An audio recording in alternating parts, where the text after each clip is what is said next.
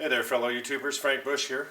I just thought I'd show you some guy tie-out lines that I've developed over building my wall tent and that. And just want to kind of walk you through some of the knots I use to make these. They're very flexible, adjustable sizes, they hold self-tension, and there's no knots to really set up when you're out in the field. Once you make these to begin with, you can just use them later on. So I'll just start off by showing you the first knot I do on the end of my line. I've got, number 36 tarred bank line is what I'm using. It's good for weather resistance and that kind of thing. It tends to be my preferred bushcraft rope, if you will. But I just start off by making a loop on the end and tying it so that there's just a loop on the end of the line. Fairly simple. I just hook that on a point so I've got somewhere to work with. Right here I have a piece of shock cable. I cut it to 9 inches. It's 1/8 of an inch diameter, but standard shock cable. And what I do is I turn around and do a marlin spike hitch, where I just form the marlin spike hitch. I take my elastic cord, if you will. I put that in the shock cable. I put that in, leaving about a 1/2 inch or so kind of sticking out. And that's a standard marlin spike hitch that you would apply. If people know knots, you would know about these things. Easy enough to go and Google or YouTube. I just pull some tension. You can see it locks back on itself. Then what I do is I come along and I stretch that cable out with my hand as far as I can.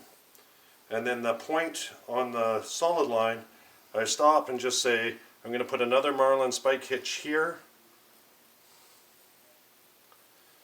And then I take the shock cable, put it through on this side, apply some tension, and just lock that shock cable in place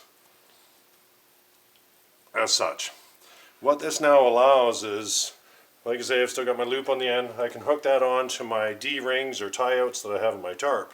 But what this allows now is this shock cable will give some sway only to a certain point.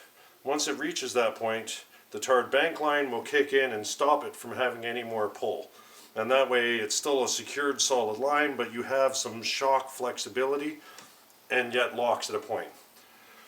So I make that part, and then all I do is turn around and say, just pan with me now.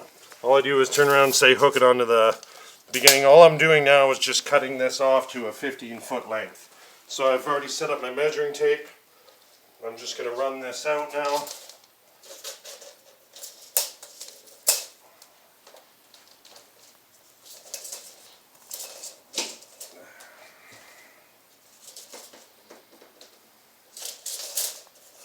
I'm just going to run this out now and cut a 15-foot length.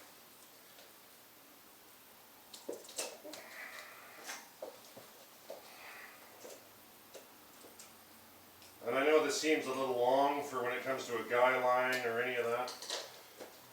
I tend to want to have it a little longer than it's needed to, just in case the terrain that I'm in dictates that I have to do some longer tie-outs. I'll just melt the end of my bank line. The tarred bank line. Now I'm going to show you another knot that I do on the other end, and what this allows is almost like having a Prusik loop on the end. It's called a taut line hitch. So I'll just set it around here again. I take the line, kind of cross it over itself. I do 2 loops on the inside. There's 1, there's 2. I come over the outside now. I come around, I go, there's 1, there's 2 times around, and then I start to pull this knot tight and then just set it. You can kind of take your time. You want to keep the order of the rope as nicely as you can. And what this allows now is an adjustable loop where I can slide the tension. As soon as I release tension, I can just slide this knot along that line. But as soon as you apply tension, it'll lock, so it makes it adjustable, if you will.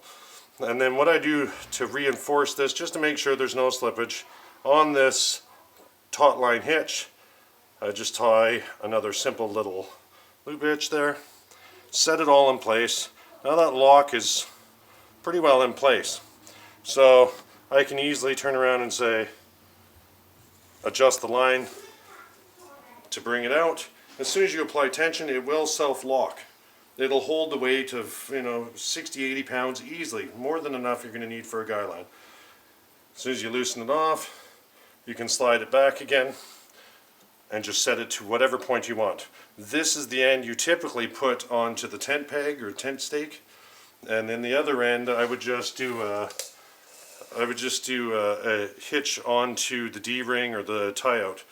This allows you to have really adjustable guy lengths and still have some shock absorbance and those kinds of things. Lightweight, easy to make. Instead of using large shock cables, these things can be expensive sometimes depending on where you get them.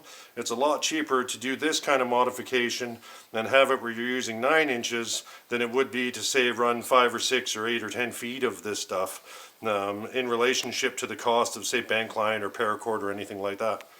So I just wanted to show you guys these things. In the wall tent that I'm building, I've created all my guy line tie-out points to be this style. And I really think they're probably one of the more advanced ones to use. Thanks for your time. It was good to show you these things. Hopefully you find use for them in the future. Enjoy your day, yes? Cheers.